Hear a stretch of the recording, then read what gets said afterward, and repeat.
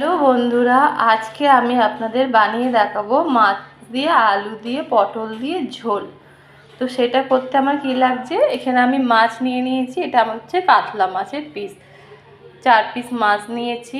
আলু নিয়েছি, এইভাবে লম্বা লম্বা করে আলুগুলো কেটেছি। পটলগুলোকেও আমি এইভাবে মাঝখান থেকে কেটে নিয়েছি দুভাগে। পটলগুলো খুব কচি বলে বীজটা আমি আর ফেলিনি।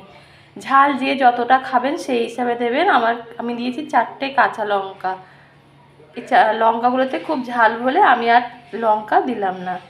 দেব হচ্ছে গোটা জিরে, দেব হচ্ছে এখানে ধনের গুঁড়ো, জিরের গুঁড়ো, হলুদ গুঁড়ো, সর্ষের তেল, টমেটো, একখানা টমেটো কুচিয়ে নিয়েছি, একটা পেঁয়াজ কুচি নিয়েছি, 1 চামচ আদা বাটা নিয়েছি, স্বাদ অনুযায়ী নুন।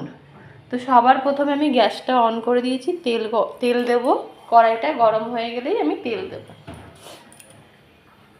কড়াইটা আমার গরম হয়ে গেছে, এখানে আমি তেলটা দিয়ে দিচ্ছি। আন্দাজ মতন তেল দেবেন। মাছ ভাজবো, তার সাথে এই মশলাগুলো এর মধ্যে সব একসাথে কষাবো। তেলটা গরম হলে আমি মাছগুলো দেব। এদিকে আমার তেল গরম হয়ে গেছে, এবার আমি মাছগুলো দেব। মাছের মধ্যে আমি 8 চামচ নুন আর 8 চামচ হলুদ গুঁড়ো দিয়ে মাখিয়ে রেখেছি মাছগুলোকে। এবার আমি এক এক করে মাছগুলোকে কড়াইতে তেলের মধ্যে দিচ্ছি। মাছগুলোকে আমি লাল লাল করে ভেজে নেব। মাছগুলো আমার ভাজা হয়ে গেছে, এবার আমি মাছগুলোকে তুলে নেব। ওই তেলের মধ্যেই আমি ছোট চামচের 1/2 চামচ মতন জিরে, গোটা জিরে ফোড়নটা দিয়ে দিচ্ছি। একটু নেড়ে দেব। একটু নেড়ে দেওয়ার পরে আমি এর মধ্যেই দিয়ে দেব যে পেঁয়াজটা কুচিয়ে রেখেছিলাম এক বাটি, যে বড় একখানা পেঁয়াজ, সেই পেঁয়াজটাও আমি এর মধ্যে দিয়ে দেব। দিয়ে আমি পেঁয়াজটা একটু হালকা ভাজবো। দেখুন পেঁয়াজগুলো একটু আমি হালকা ভেজে নিয়েছি। এইবার আমি এই সবজিগুলো যেমন আলু, পটল আর কাঁচা লঙ্কাগুলো মাঝখান থেকে চিড়ে নিয়েছি, সব আমি এর মধ্যে দিয়ে দেব। দিয়ে এবার আমি একটু নাড়াচাড়া করব। এবার আমি একে একে যেরকম হলুদ গুঁড়ো, ছোটো চামচের 1 চামচ আমি হলুদ গুঁড়ো দিলাম। নুনটা আন্দাজ মতন স্বাদ অনুযায়ী নুনটা যতটা লাগবে সেই হিসাবে এই চামচের আমি 1 চামচ মতন নুনটা দিচ্ছি। দেব হচ্ছে আদা বাটাটাও দিয়ে দেবো, যে ছোটো চামচের 1 চামচ মতন আদা বাটা রেখেছিলাম সেটাও দিয়ে দেব। দিয়ে আমি এই আলু পটলটাকে একটু কষিয়ে নেব ভালো করে নেড়ে নেড়ে। পটল আর আলুটা আমি কষিয়ে নিয়েছি। এবার আমি এই বাটিতে যে টমেটো কুচিটা রেখেছিলাম এটাও আমি দিয়ে দেব। দিয়ে একটু নাড়বো।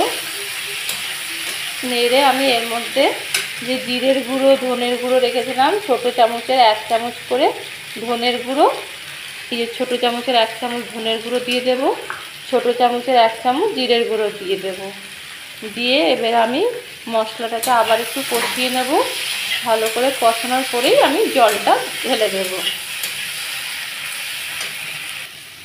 মশলাটা আমার ভালোভাবে কষে গেছে, এইবার আমি এর মধ্যে জলটা দিয়ে দেবো আন্দাজ মতন। আলুগুলো পটলগুলো যাতে সেদ্ধ হয়ে যায় আর একটু ঝোল থাকে সেই হিসাবেই জলটা আপনারা দেবেন।